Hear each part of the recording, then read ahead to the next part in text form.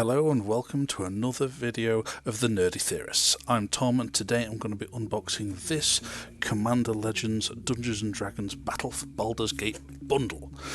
Anyone who knows me knows I was a regular Magic the Gathering player about 10 to 15 years ago, and I'm only this year getting right back into it, so almost guaranteed that I will not have any of the cards in this set. On top of that, I love playing D&D, especially being a DM for my fellow nerdy theorists. So it's safe to say I'm very excited to get this cracked open, so let's get to it. Now, first thing I'll notice before I even crack it open, if anybody's ever kind of cracked any of these open, is this security tape that's on like both sides. I don't know if it captures just how gorgeous that actually is. It's all magic themed with all the magic symbols on it, which is absolutely beautiful. So at some point after this video I'm going to see if I can salvage that. So I don't know if I'm going to do it yet, but it's gorgeous, so I'm going to keep that. Thankfully it's got a lovely rip here to open type bit there. Satisfying. Right.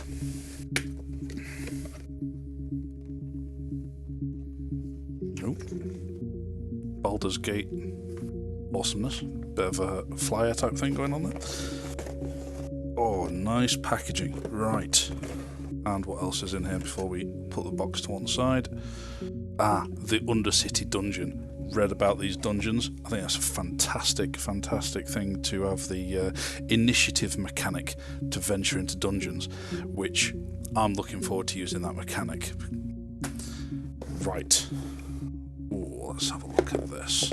That's a beautiful box. Absolutely stunning. Right.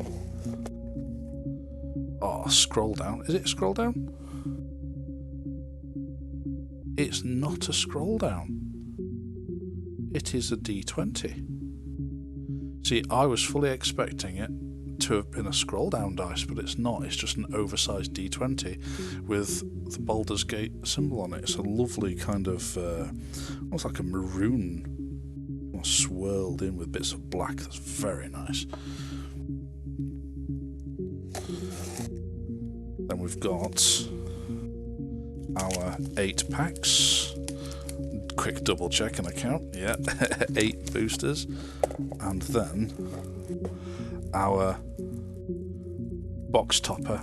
Let's get this cracked open, and lands. If I can only get into it. Aha, there we go. There's a tear here section. Thankfully, cast that to one side.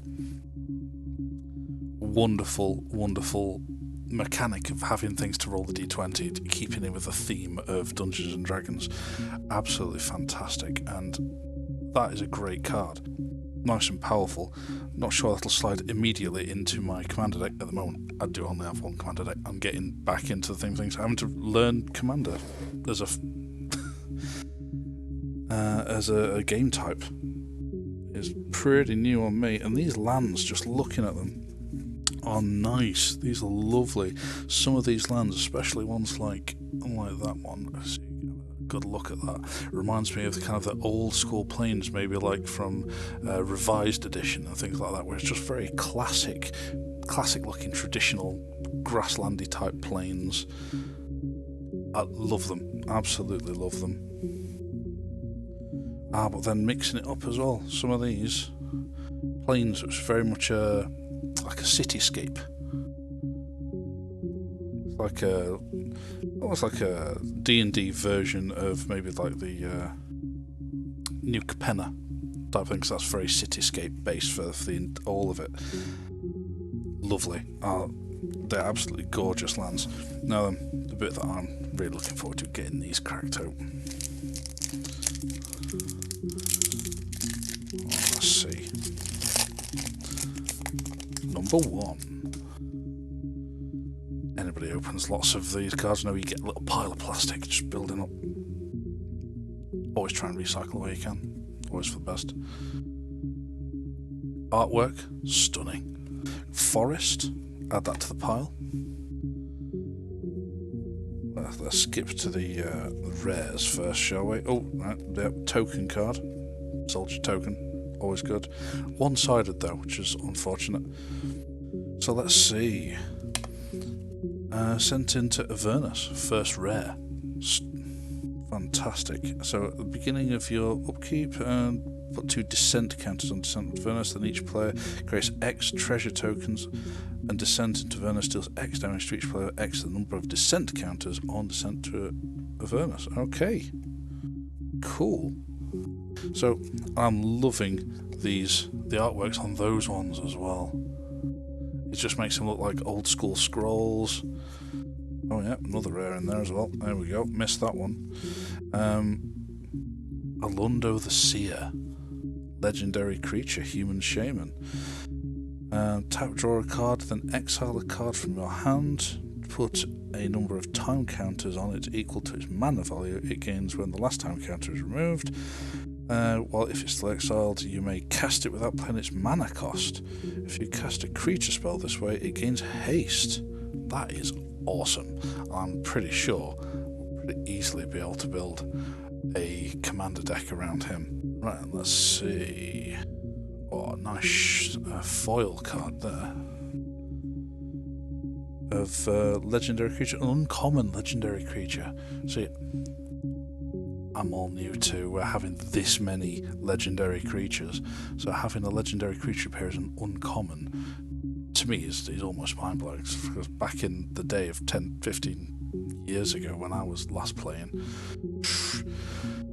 yeah, that's amazing. So yeah, who is she? She's Minthara, Merciless Soul, Elf Cleric. Ward X, where X is the number of experience counters you have at the beginning of each of your end step. If a permanent you control left of the battlefield this turn, you get an experience counter. Creatures you control get X. Oh, sorry, you get +1/+0 for each experience counter you have. That is pretty cool. The foil as well is stunning. Yeah, the shine on that is just gorgeous. There are a few other cards in it. I'm not going to go through absolutely every card in here. I'm just picking out some of the ones that absolutely leap out at me. Oh, backgrounds. That's a new one. So, yes, read up on backgrounds. Love the mechanic. Absolutely love it. It's just something extra to be able to give your commander a little bit of an extra bit of something, especially because I know there are some commanders who you can have a background as an extra commander, which is awesomely cool, especially if you can start building extra combos around it. Anything, I'm always up for extra comboage. Let's get the next one cracked. I'm just eager, get them going. Cool, art card. Forest onto the pile. Oh, what we got here, let's skip straight to the back. Merkle, Lord of Bones. That's awesome. Awesome card. Legendary creature god. As long as your life total is less than or equal to half of your starting life total, Merkle, Lord of Bones has indestructible. Always nice. Whenever another non-token creature you control dies, you may exile it. If you do, create a token that's a copy of that card, except it is an enchantment, and loses all other card types. Ooh. What else we got in this one? We've got Intellect Devourer, creature horror. Gorgeous. I love the artwork on that. Screams D&D all over. Devour Intellect. When Intellect Devourer enters the battlefield, each opponent exiles a card from their hand until Intellect Devourer leaves the battlefield. And Body Thief, you may play lands and cast spells from one card's exiled with it. Awesome. So if you cast a spell this way, you may spend mana as though it were mana of any colour to cast it. Amazing. I love having like cards that mess around with everybody else's decks, especially ones where you can gain control or cast their spells as well.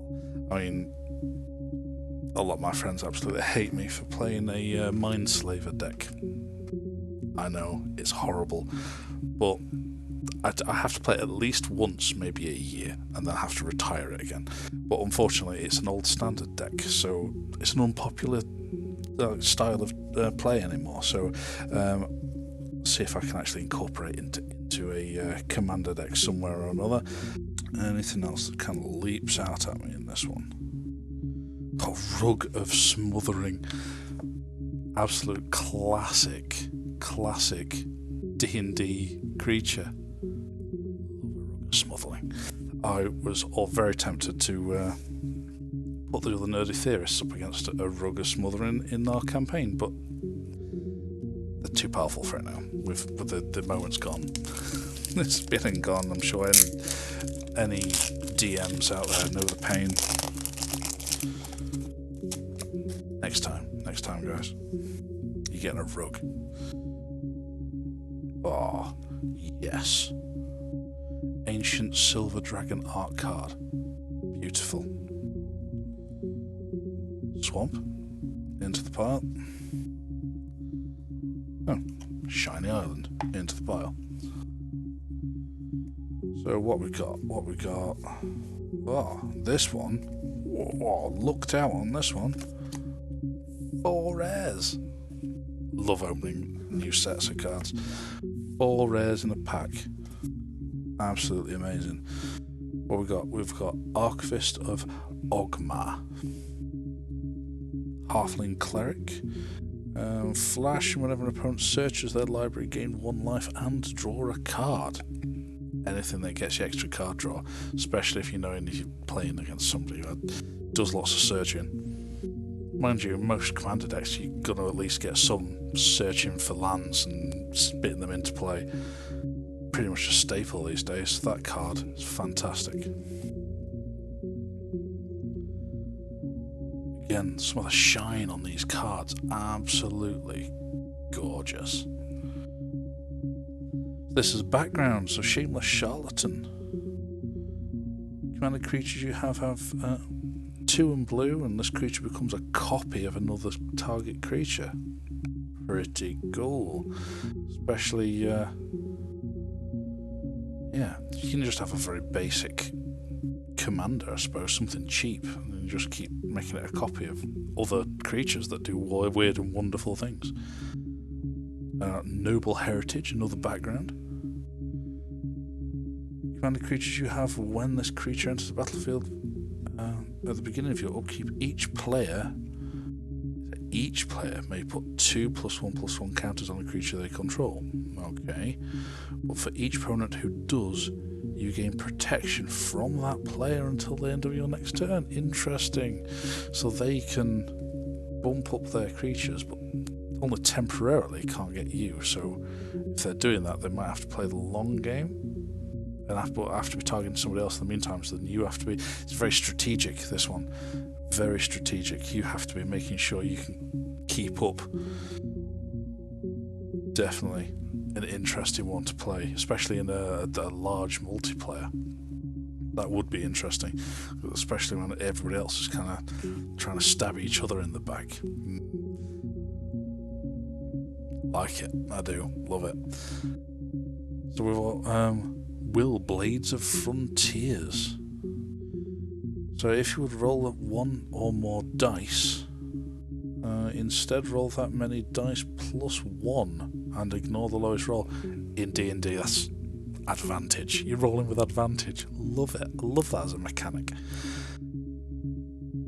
Whenever you roll 1 or more dice, put +1/+1 counter, a counter on him every time you roll the dice. That is awesome. Great stuff. Right, so let's move on.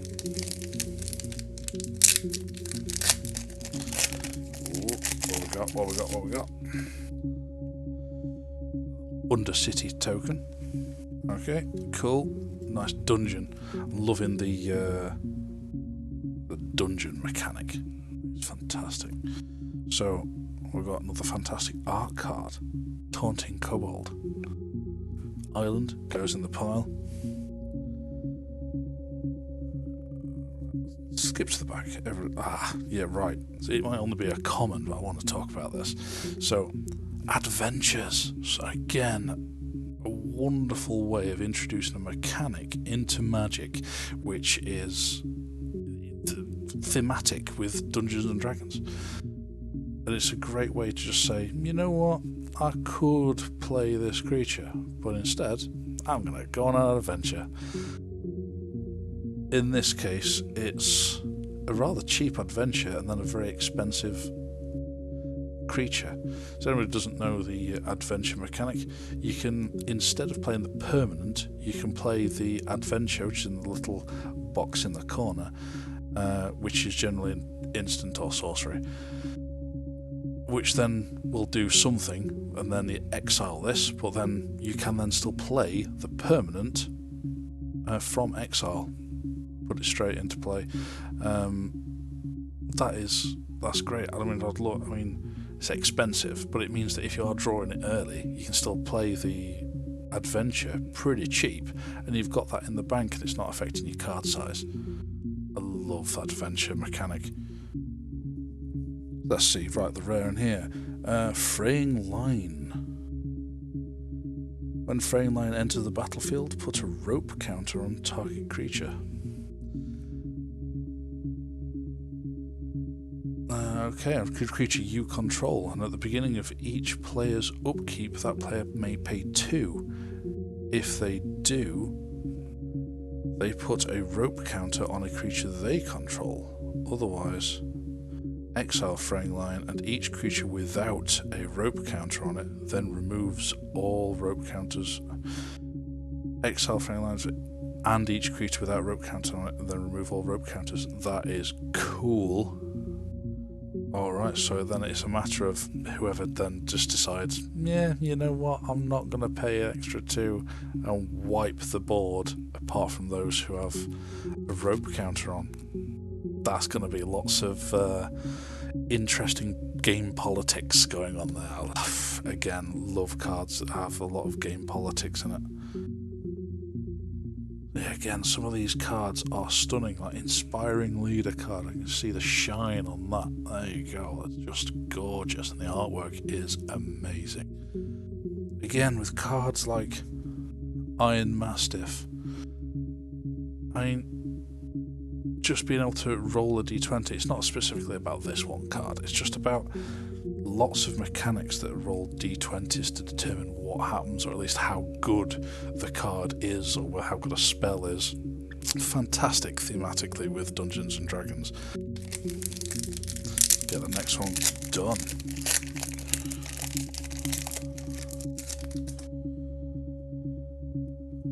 Shiny Plains. Oh, classic. Used to get these dual cards way back when in Urza's? Oh, I forget now. It's been so long. But now I've got a few of those cards like that, like Wax and Wane, for example. That's a classic dual card that I've got knocking around somewhere.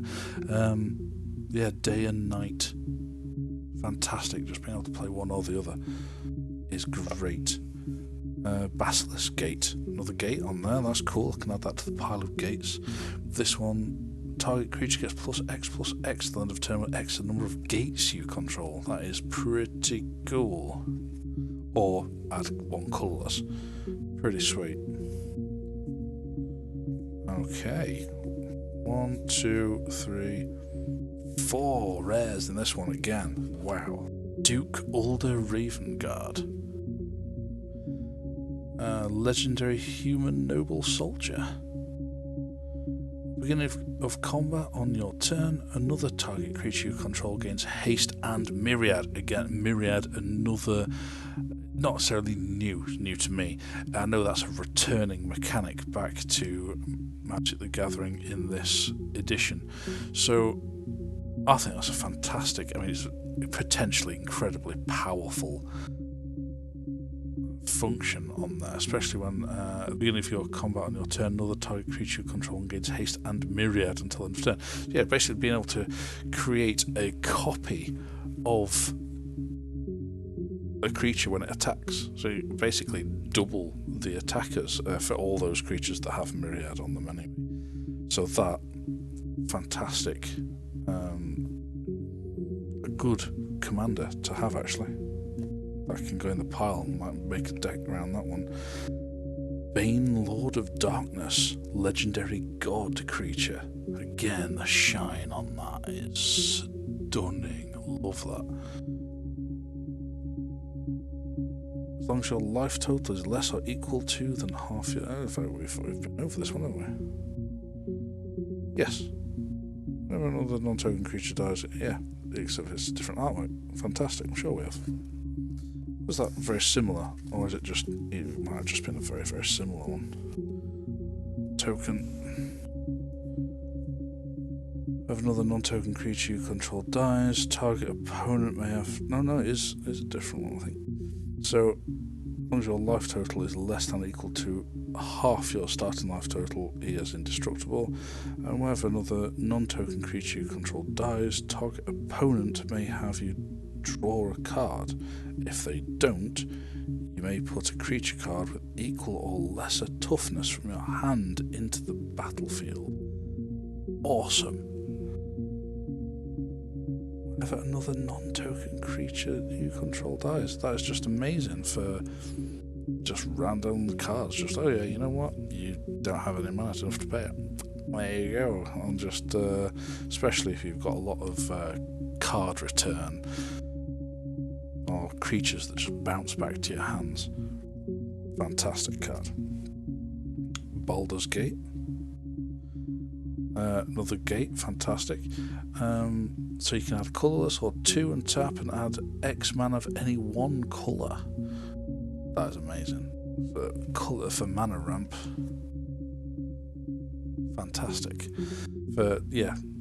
Adding it in for the number, X equals to the number of the gates you control. So that's just the theme of gates, which is great. It just becomes more powerful the more actual gates you own at any one time. A Wand of Wonder. Was that the same as the... Yes, it was. Same as the box topper. Got the other one as well. There you go. It's a different artwork on it, which is pretty sweet. I mean, I like both of these, to be quite honest. The foil box topper, I mean, it's got very nice kind of a pretty staff type effect on the picture there. It's very nice. But the one that I've just drawn, another foil, but it is... You get the foil shine on that. There you go. It's got nice lots of butterflies on there as well. That Wand of Wonder. Love that artwork. As much as I like the box topper, I think I prefer the artwork. I think that's stunning.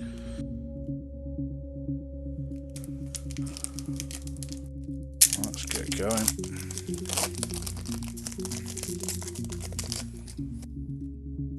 What we've got here? Skeleton token. Oh, what a mythic. The first mythic rare. 2 rares and 1 mythic rare. Awesomeness. So what we've got Ascend from Avernus. Return all creatures and planeswalker cards with mana value of X or less from your graveyard to the battlefield. We were in fact just talking about card return. Awesome.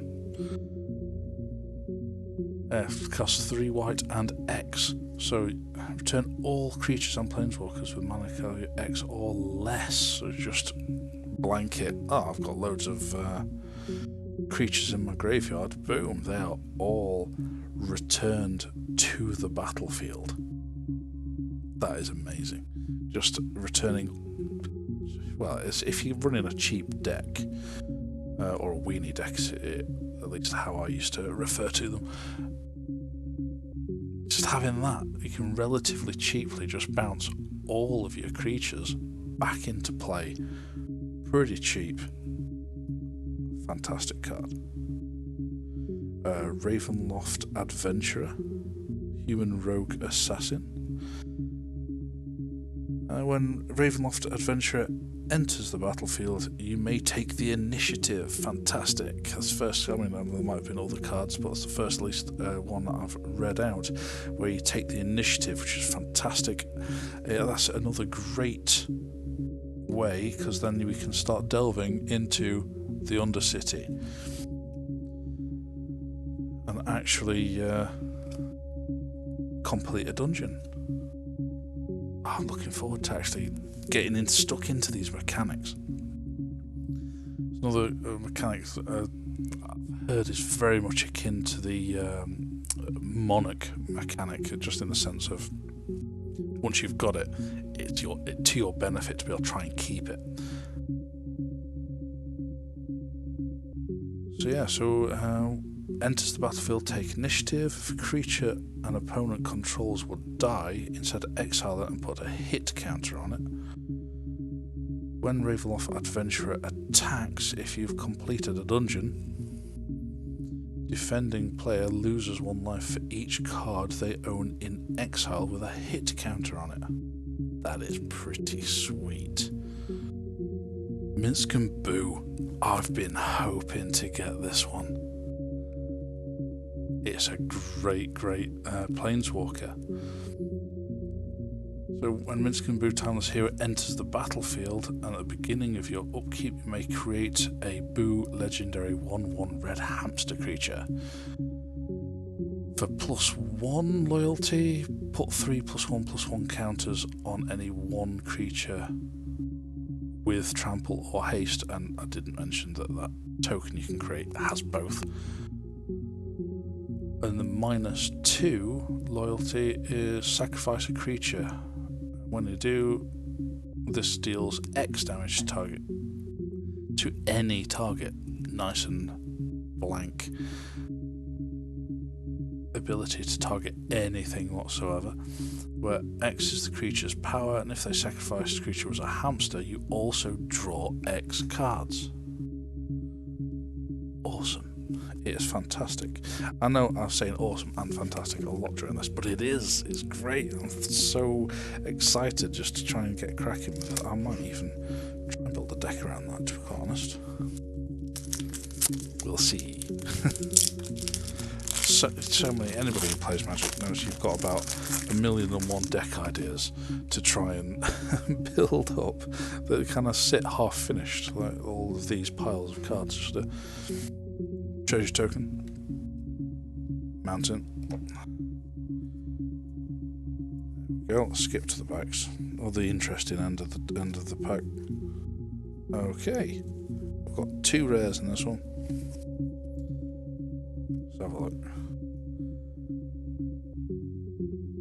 We've got Astarion the Decadent. What a great name, Astarion. With Death Touch, Lifelink, 4/4 creature, by the way. It's a legendary vampire elf rogue. At the beginning of your end step, choose 1 feed or friends. A feed is target opponent loses life equal to the amount of life they lost this turn.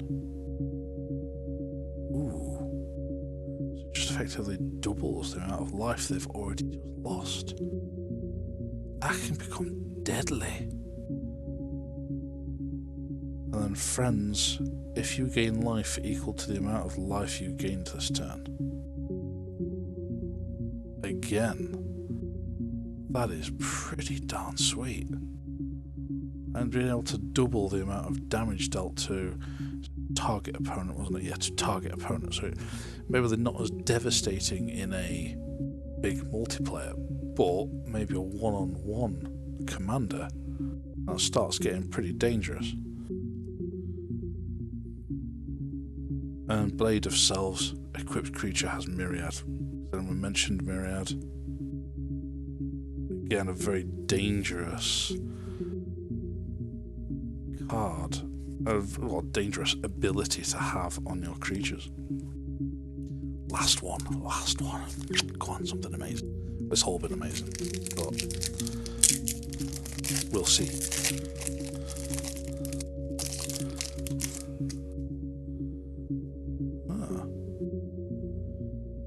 An Ettercap. Full art. And what is amazing as well, thematically with D&D, you get a stat block. That's just tickles my nerd completely. You get a full D&D stat block, a D&D stat block. That'd be really handy. I'm just going to put that wedged up on my keyboard to look that up. Forest card. There we go. Oh yeah, there's Mahadi. We got him in the.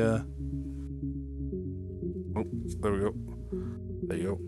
In the art card form in the previous pack.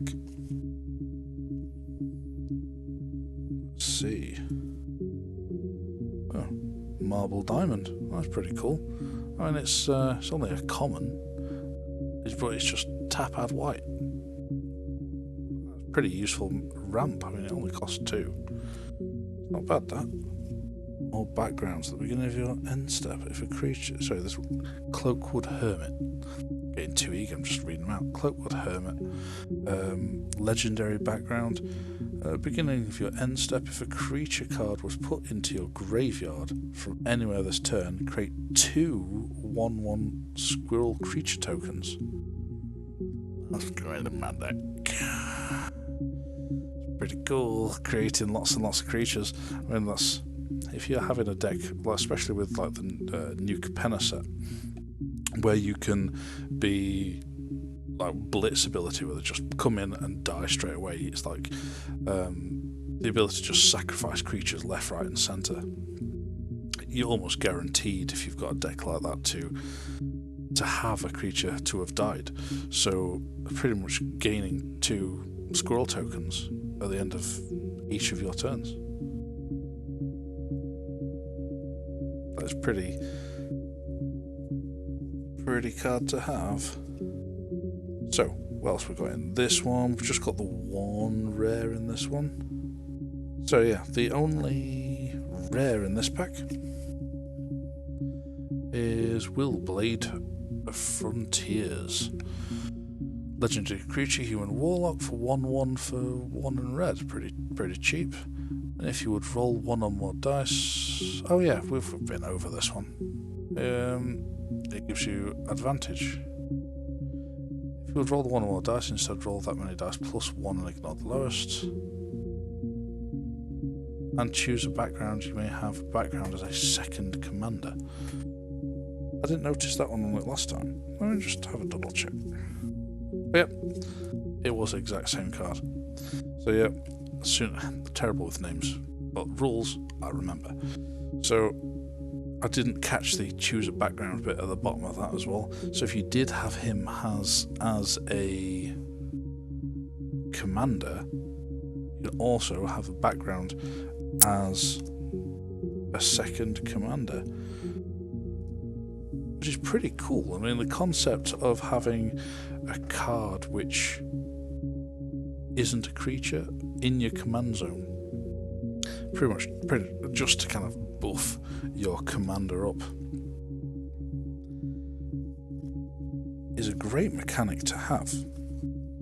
Let's see what else was in this set. More backgrounds. Again, so many backgrounds. Arcane Signet. Always cool to have some signets in a commander deck. For mana ramp, add 1 mana of any colour in your commander's colour identity. Automatic straight into any commander deck. Great staple. But yes, this is all looking like being a great set. Again, Sky Diamond. Go with that Marble Diamond, another great little ramp card if you're definitely using that. Charcoal Diamond. I'm getting all the diamonds in this pack. Moss Diamond and Fire Diamond. There we go. It was a pack just full of diamonds. There you go. Is that one of each? It was as well, wasn't it? There you go. Well, that was fantastic. Last one to have. All the mana ramp. Boom. Yeah, just having a booster pack full of mana ramp. This is gonna have me looking through this going, ooh, how else can I build these? I am looking forward to trying to build something that uses initiative around it. That's my next thing, and hopefully in the coming videos to come on the Nerd Theorists, you'll see me using some of these cards coming up. We will be putting out there a lot of the games that we are playing. As I said, at the moment I don't have a great deal of Commander decks, so hopefully these cards now will help me build a lot of new decks, at least go towards the process of doing anyway. And, oh, you know what? I haven't even noticed. That was just slipped inside the box. I thought it was just there to help protect the cards, but it wasn't. You've got lots of pop-out counters and things. That's cool. There's like little perforated bits that you can just pop out. Didn't even notice that. There you go. Always look and look again. I'm half in mind whether I'm going to do that or not, or do I keep it pristine? Don't know. What do you think? Leave us a comment and let us know. But yes, that was... I thoroughly enjoyed that, and if you enjoyed this video then please drop us a like below, and don't forget that the best way to stay up to date on all the latest from the Nerdy Theorist is to follow us on YouTube through our channel just below, and follow us on Twitter at Nerdy Theorists. So until next time, take care.